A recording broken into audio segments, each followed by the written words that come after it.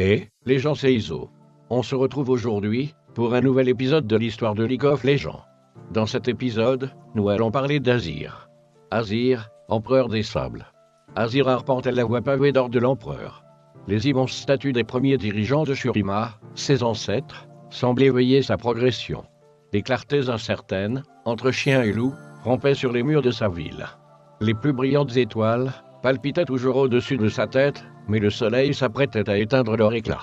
Le ciel nocturne était différent de ce dont Azir se souvenait. Les étoiles et les constellations n'étaient plus alignées, comme autrefois. Les millénaires avaient passé. À chaque pas, le lourd bâton d'Azir émettait une note solitaire que les rues vides de la capitale faisaient résonner. La dernière fois qu'il avait parcouru ce chemin, une garde d'honneur de 10 000 soldats d'élite avançait derrière lui, et les acclamations de la ville ébranlaient les bâtiments sur leur base.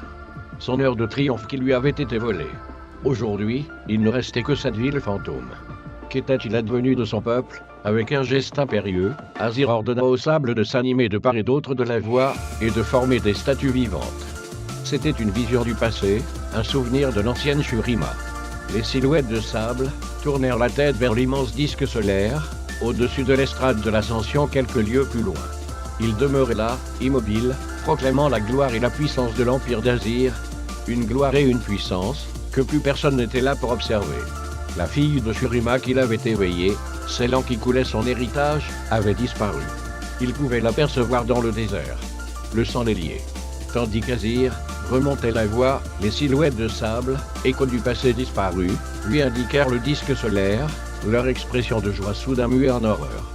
Les bouches s'ouvrirent démesurément pour un hurlement silencieux. Tous se détournèrent pour tenter de fuir. Azir observait tout dans un silence désespéré, spectateur impuissant des derniers instants de son peuple. Ses sujets furent annihilés par une vague d'énergie invisible, réduits en poussière et balayés par les vents.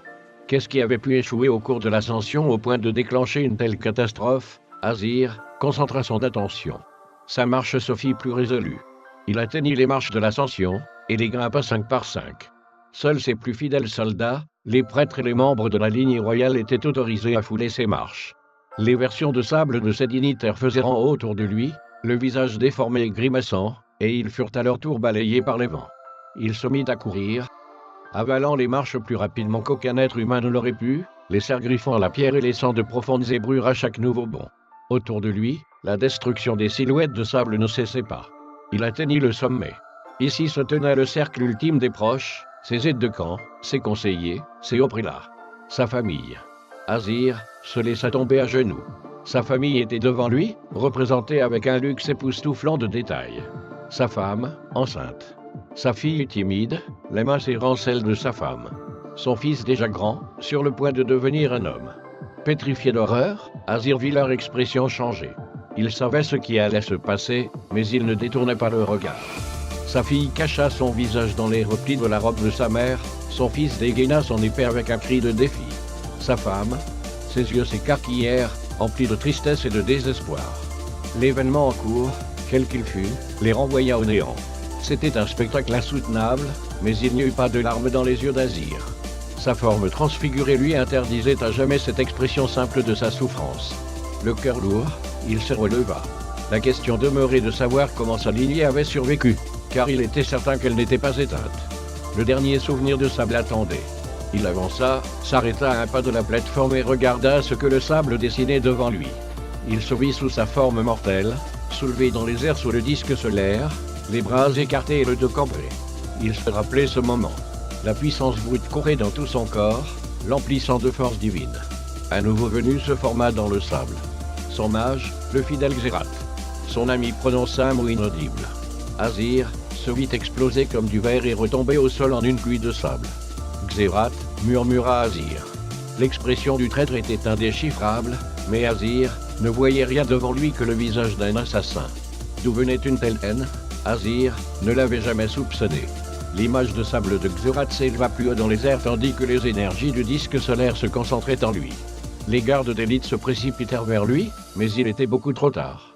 Une onde de choc courut brusquement sur le sable, désintégrant le souvenir des derniers instants de Shurima. Azir resta seul au milieu des ultimes échos de son passé. C'est donc ainsi que son peuple avait été exterminé. Azir se détourna tandis que les premiers rayons du soleil illuminaient le disque solaire au-dessus de lui. Il en avait vu assez. L'image de sable du Xérat, transformé, s'effondra derrière lui.